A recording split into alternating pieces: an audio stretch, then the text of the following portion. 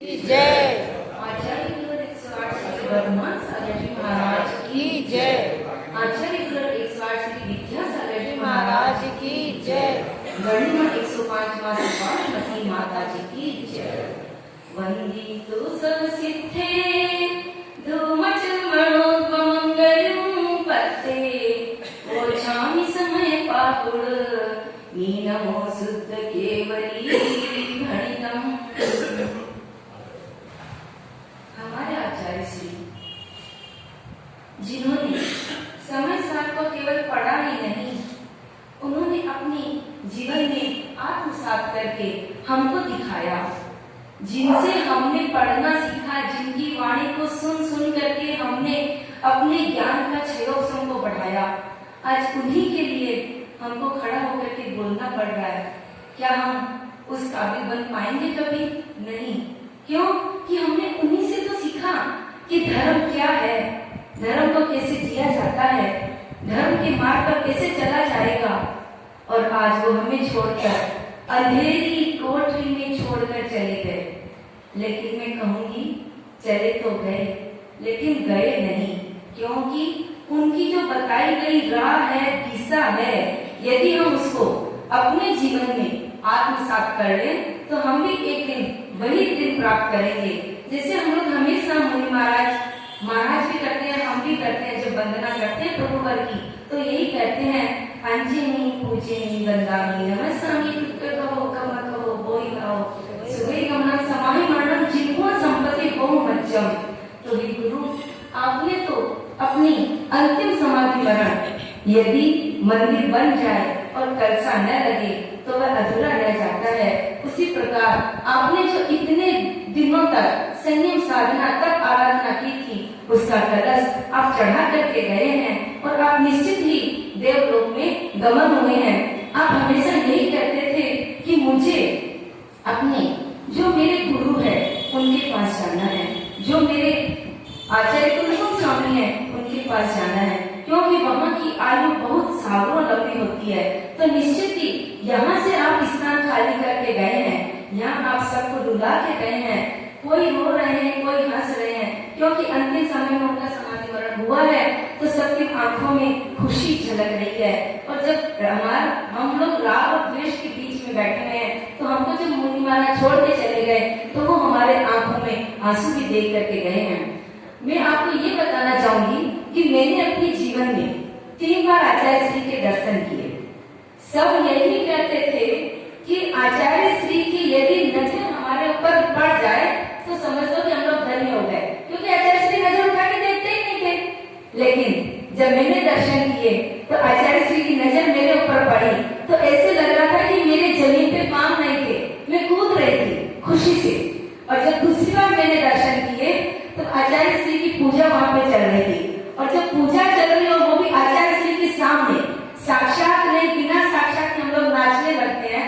और जब आचार्य श्री के सामने मैं पूजा कर रही थी तो मैं इतनी नाच रही थी कि सब जन बोल रहे थे कि क्या हो गया, क्या हो गया आपको। तो आचार्य श्री की नजर पड़ी और मेरी तो मतलब और अच्छे से भक्ति होने लगे। तीसरी बार हम लोग सामूहिक दर्शन करने गए थे, हमारे भैया दिनेश जी पाटिल ने हम लोगों को यात्रा करवाई थी। तब उसी खुशी से मैं दर्शन करने चली गई, और चले गई तो आचार्य श्री की नजर भी मेरे ऊपर नहीं पड़ेगी। तो मैंने कहा यार, आज तो आचार्य श्री की नजर नहीं पड़ी, मतलब आचार्य श्री नहीं देखते हैं। फिर मेरे को ध्यान आया कि मैंने नारियल तो चढ़ाया ही नहीं आचार्य श्री को। चलो मैं फिर से फटाफट गई और नारियल लेकर के आ गई और आचार्य श्री के चरणों में चढ़ाया। आचार्य श्री नमोस्तु।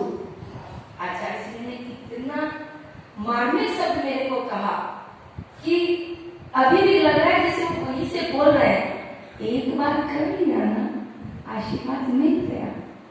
तब हमको लगता था कि हम उनको देख, मतलब वो हमें नहीं देख रहे क्योंकि हमारी नजर उन पे नहीं पड़ी, लेकिन वह हमें देख लेते थे।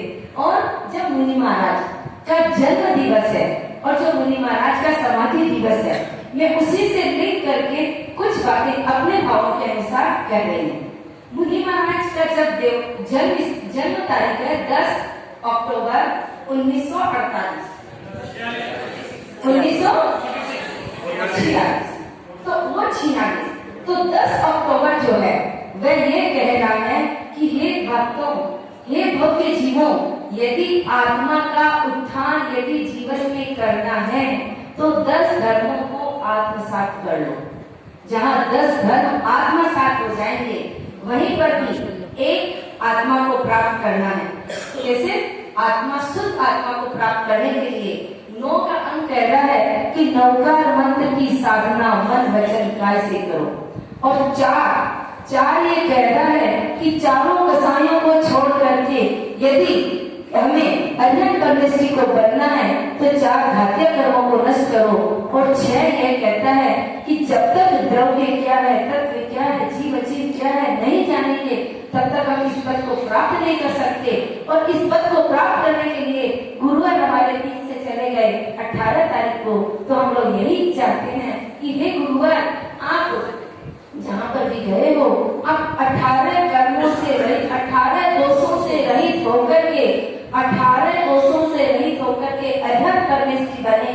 और 2024 ये कहता है कि हे गुरुवार, आप या तो विद्यमान 20 तीर्थंकर बने या फिर हमारे धरती के देवता 24 तीर्थंकरों में आपका नाम दर्ज हो जाए। और गुरुवार हमें प्रभु की सेवा कैसे मिल जाए।